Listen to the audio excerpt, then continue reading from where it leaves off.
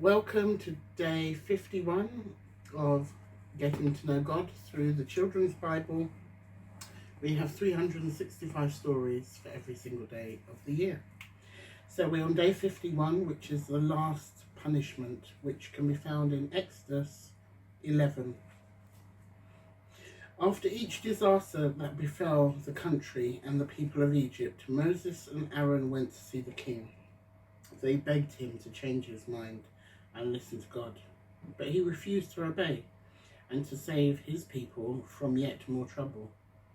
After God had sent the ninth sign, total darkness for 3 long days, the king flew into a rage.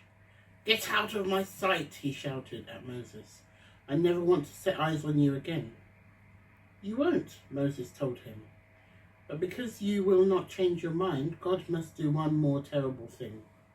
After that, you will let his people go. God says, at midnight, I shall go through the whole land of Egypt, and the firstborn son in every family will die. From the palace to the poorest hovel, there will be a great crying and mourning in all Egypt."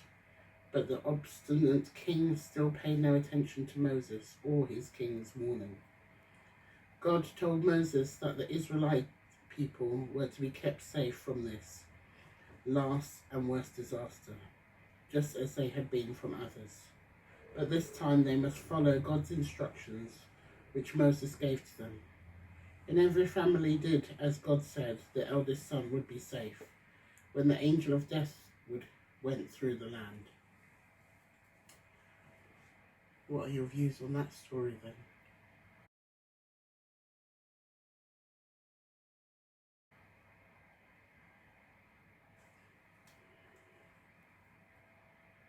There were great consequences for the Egyptians at this time for not listening to God.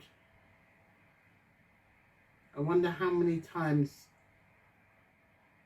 you have to feel disaster or feel the pain of something until you finally surrender and say, okay, there is a God. Let's see what you can do if I obey you then. For the king of Egypt, it took 9-10 different tragedies, 10 different events to happen for him to surrender. At first he thought it was, horseplay, just like his magicians and sorcerers. But he soon realised that no sorcerer could summon that amount of frogs or flies or hailstone. No sorcerer could do that.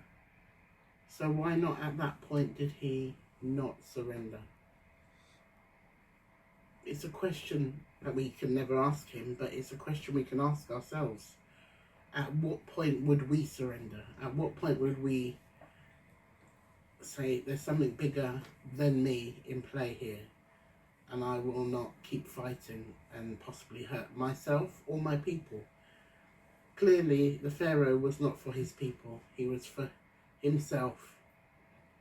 And although he probably didn't feel the effects of many of these things, there was not a time where he said, actually, you're hurting my people, I'm going to stop this.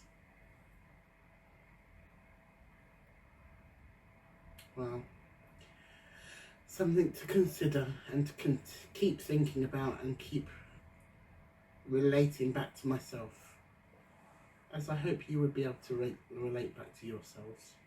God bless.